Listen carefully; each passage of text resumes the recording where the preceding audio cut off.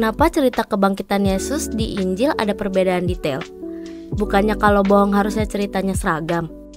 Ya, memang kalau kita baca Injil-Injil itu, kita bisa melihat bahwa satu kisah tentang kebangkitan Yesus Kristus itu bisa ada perbedaan-perbedaan, terutama di dalam Injil-Injil sinoptik. Nah, yang disebut Injil sinoptik itu adalah Matius, Markus, Lukas. Saya beri contoh ya. Misalnya, waktu Yesus bangkit itu siapa yang pergi ke kubur? Menurut Matius 28 ayat 1, Maria Magdalena dan Maria yang lain pergi ke kubur. Menurut Markus 16 ayat 1, Maria Magdalena, Maria ibu Yakobus, dan Salome. Ada tambahan Salome.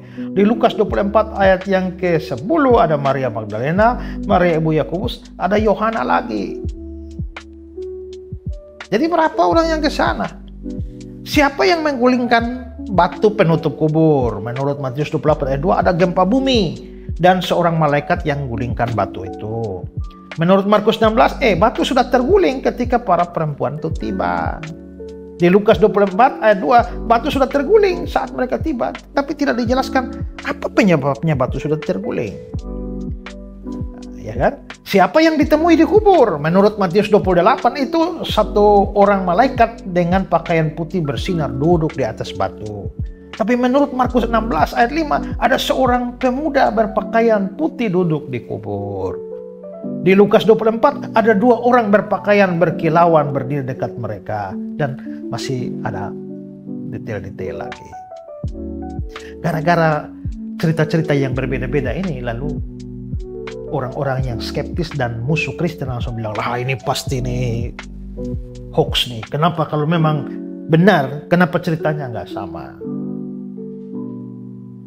Pertama, orang-orang ini tidak mengerti perbedaan antara perbedaan dan pertentangan. Berbeda dan bertentangan itu berbeda. Ya, kalau bertentangan maka satu bisa benar, satu bisa salah, atau dua-dua salah. Tapi yang namanya berbeda itu tidak harus bertentangan. Nah, contoh, kalau hari kepada si A, ini kita misalnya ngomongin seorang bapak, namanya Bapak Yosua. Lalu saya ngomong ke si A, kemarin saya ketemu Pak Yosua. Kepada si B, saya cerita, kemarin saya ada ketemu Pak Yosua, Ibu Yohana, Pak Yopi. Ini kan cerita berbeda. Ini ketemu Pak Yosua, ini ketemu Pak Yosua, Ibu Yohana, Pak Yopi. Yang mana yang benar? Loh, kenapa dua-dua gak bisa benar? Memang saya ketemu ini 3 orang. Tapi karena yang dikenal oleh si A ini hanya Pak Yosua, ngapain saya ngomong tentang Ibu Yohana, Pak Yopi? Kan mereka nggak tahu. Kita kan dua kenal Pak Yosua. Jadi saya cuma ngomong dia tentang Pak Yosua saja. Tapi waktu saya mengatakan saya bertemu Pak Yosua, saya tidak mengatakan saya tidak bertemu dengan Ibu Yohana dan Pak Yopi. Ya karena konteksnya ya kita cuma ngomongin Yosua, ya Yosua saja, nggak usah bawa-bawa yang lain. Berarti ada perbedaan cerita, tapi tidak ada yang salah. Justru kalau kita belajar ya baca-baca berita ya, satu kecelakaan terjadi, kira-kira ada 4 wartawan di situ. Coba, satu berdiri di sebelah timur sana, satu di tengah situ, satu di ujung barat, satu agak paling dekat, satu agak jauh. Coba nanti baca laporan beritanya, apakah persis sama?